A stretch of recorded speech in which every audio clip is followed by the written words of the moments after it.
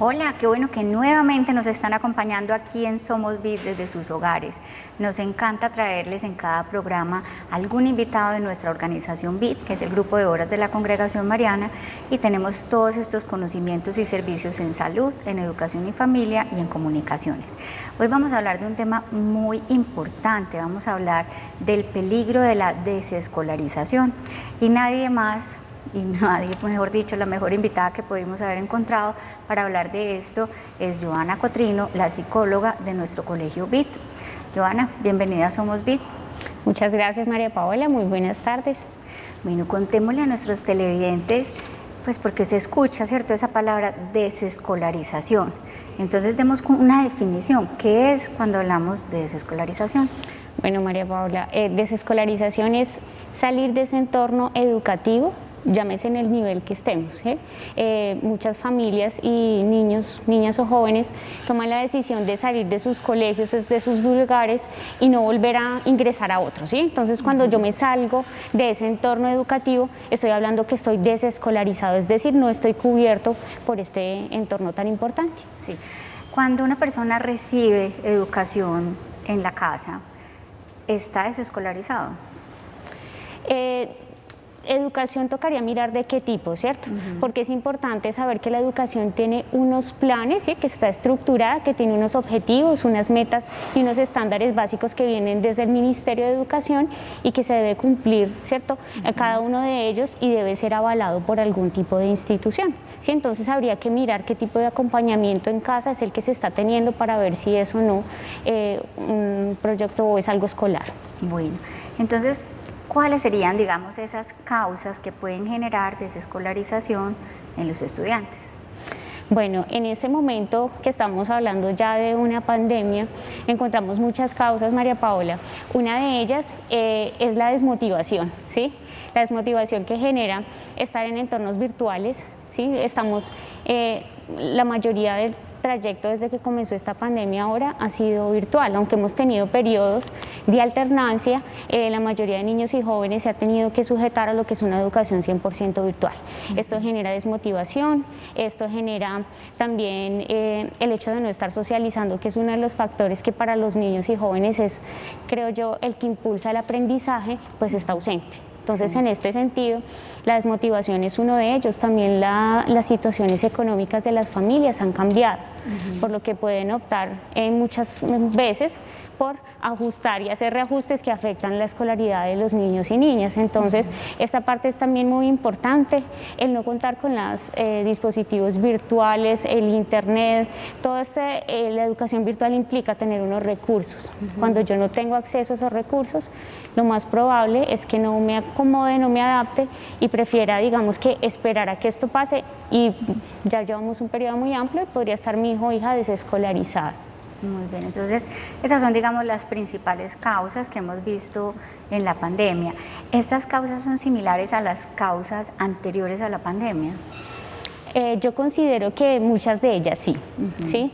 La pandemia lo que hace es incrementar quizá factores de estrés familiar, digamos que exacerbar algunos síntomas que ya existían.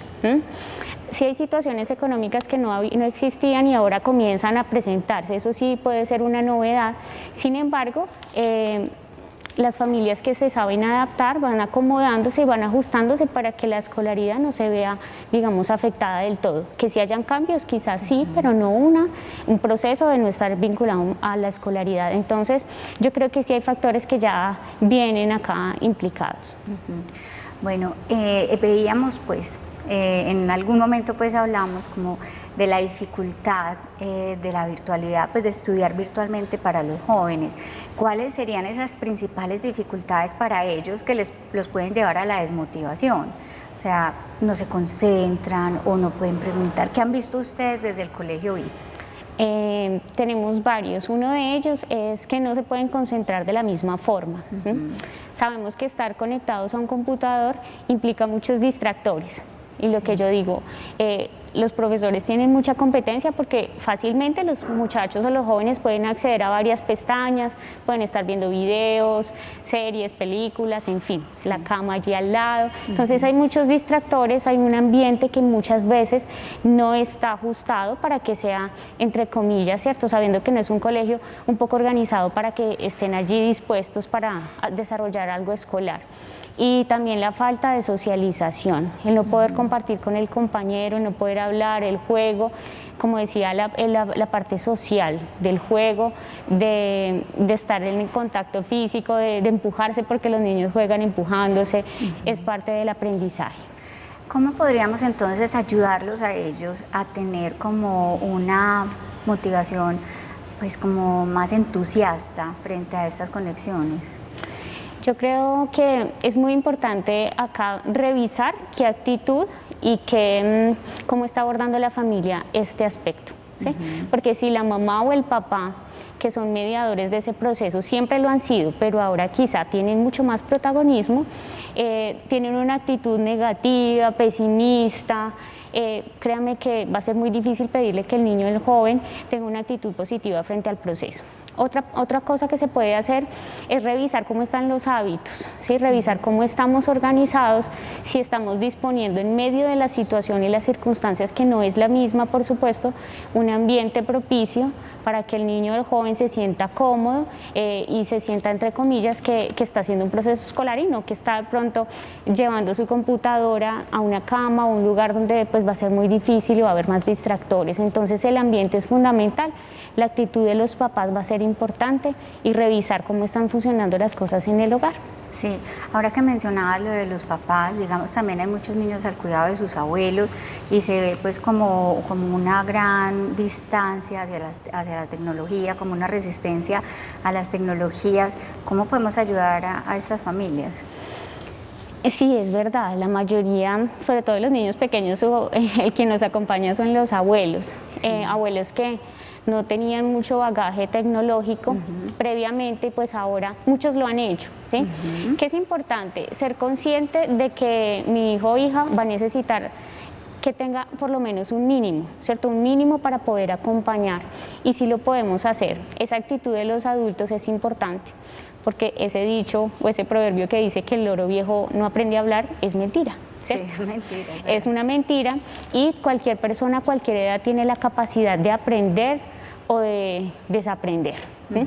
Entonces, en la medida en que yo puedo enseñar lo básico y que puedo acompañar, va a ser mucho más fácil que yo pueda hacer ese acompañamiento. Eso no quiere decir que asuma la responsabilidad es de los padres. Sin embargo, el acompañamiento sí lo podríamos dar si pudiéramos capacitar a estas personas que están al lado de nuestros niños, niñas y jóvenes. Sí, no, incluso ellos le enseñan a uno, puede ser, entonces es como que tengamos siempre la actitud de querer aprender. Muy bien, vamos a hacer una pequeña pausa y ya regresamos para seguir hablando sobre este tema.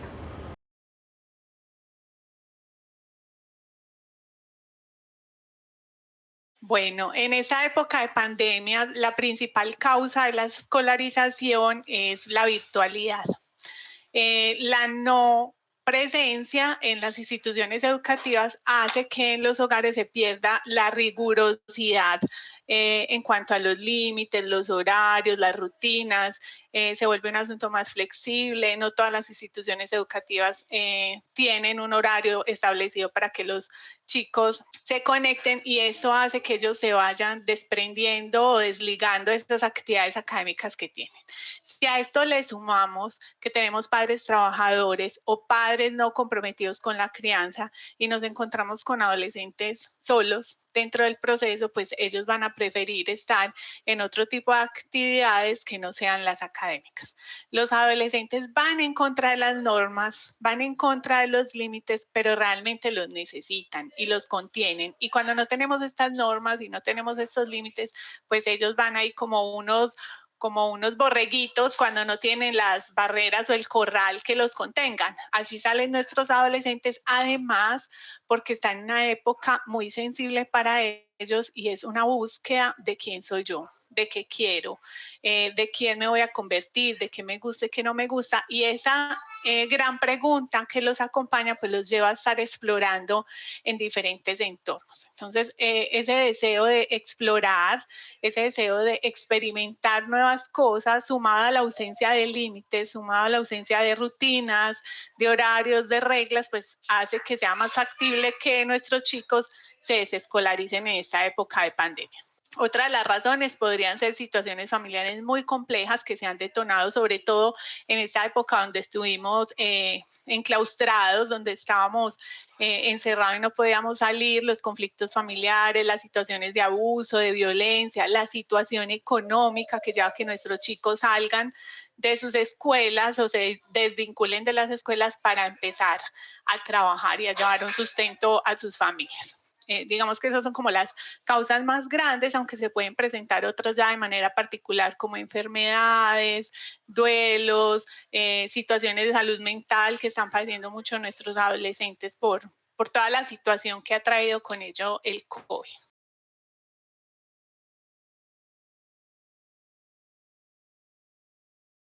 Muy bien, continuamos aquí en Somos Vid hablando sobre el peligro de la desescolarización, especialmente en esta época de pandemia, que lo estamos viendo pues bastante.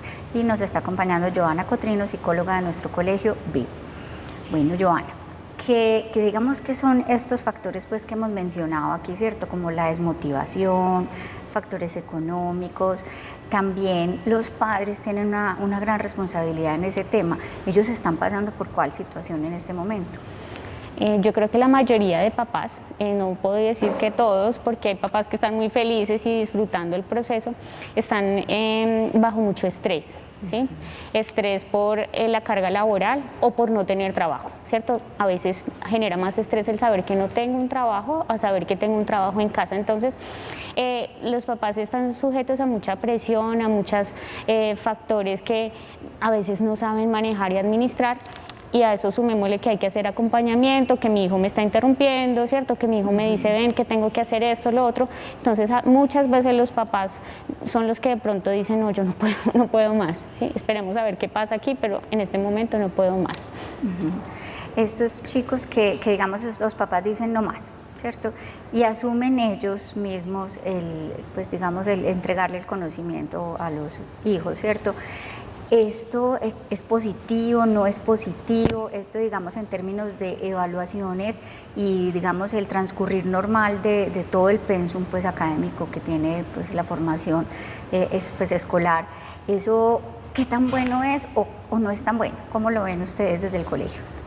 Pues nosotros recomendamos que en lo posible se implementen o se apliquen otro tipo de estrategias previas a optar por salir del colegio, ¿sí? Muchas familias el año pasado consideraban que esto era de corto plazo, es decir, que ya en enero estábamos todos en el aula, por lo cual decidieron desescolarizar esperando a que este año pudieran ingresar y ya todo entre comillas normal. Por lo que estamos viendo eso no es así. Muchos de ellos han regresado y ya son conscientes de que así haya un proceso diferente porque no es lo mismo. Sin embargo, los estudiantes están avanzando, están desarrollando habilidades. Yo creo que en esta situación nos toca adaptarnos y sacar lo bueno, ¿sí? No vamos a decir que son condiciones óptimas, pero están desarrollando habilidades de autogestión, de organizarse, de ver por ellos mismos, de leer, de investigar, de preguntar. Entonces, esta parte sí es muy importante tener en cuenta que en lo posible hay que hablar, comunicarse con el colegio y mirar qué situación particular estoy pasando y cómo puedo organizar primero estos factores que hablamos, hábitos, cómo estoy en mi actitud, en fin, para ahí sí luego tomar una decisión mucho más fundamentada y de pronto no salir como la primera situación de escape, me voy y yo le enseño. A veces ni siquiera nos encargamos de eso y el niño o niña se queda desprovisto de todo conocimiento. Y por ejemplo, para ese tipo de situaciones, ¿qué opciones entregan los colegios? O sea, o también las empresas, ¿cierto? También se puede hacer un acuerdo. Es que debe ser terrible, o sea, gracias a Dios, yo digo, ya mis hijos están grandes, porque si fueran ahorita chiquitos y estuviéramos en esto y este nivel de trabajo y que la conexión y que no me funciona y más el trabajo de la mamá, el papá y las responsabilidades del niño, más la casa, porque es que todo se junta, entonces hay como una sobrecarga, ¿cierto? Pero entonces, ¿qué acuerdos, digamos, podríamos tener con las empresas, con los colegios para que no se desescolaricen los niños?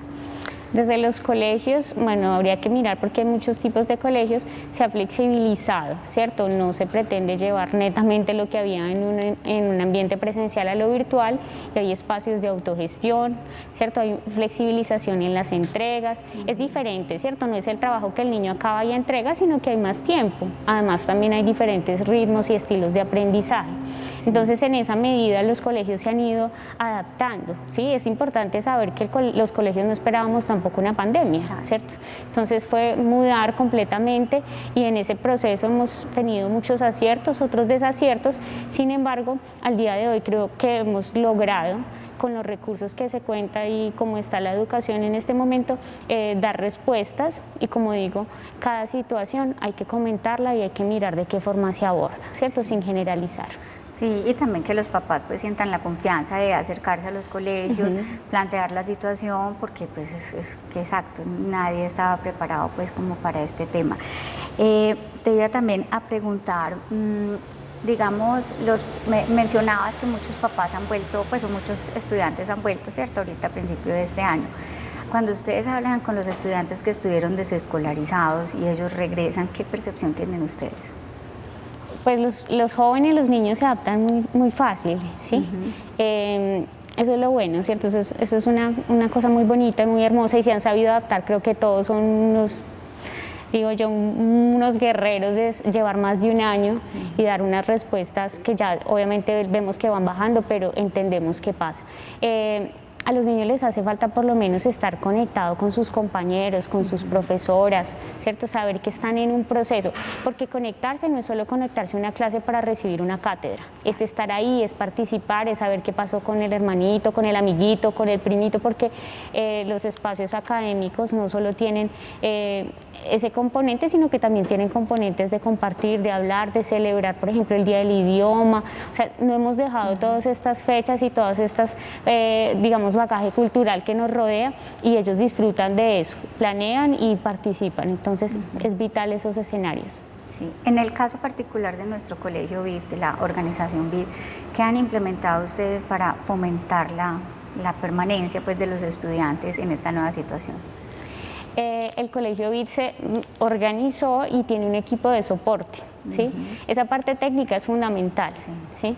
Porque si no tenemos lo técnico, ya decíamos que el niño con muchas intenciones, la familia muy presta, pero no tenemos computador, no tenemos cómo conectarnos. Entonces hay un equipo de soporte que va, ¿cierto? Que va tomando las situaciones particulares para la conectividad, para ayudarles. Se le dañó el computador, venga, sí se puede en un celular. Mejor dicho, se hace, digamos, el abordaje de cada caso. El colegio ha tratado de dar lo mejor para que cada situación que es tan particular pueda tener una respuesta y un acompañamiento, por supuesto, desde los límites que nosotros tenemos como institución educativa. Bueno, Johanna, ya pues como para redondear esta idea y darles como unos tips, unas recomendaciones a los papás o a los abuelos que nos están viendo, ¿qué les puedes compartir desde tu experiencia?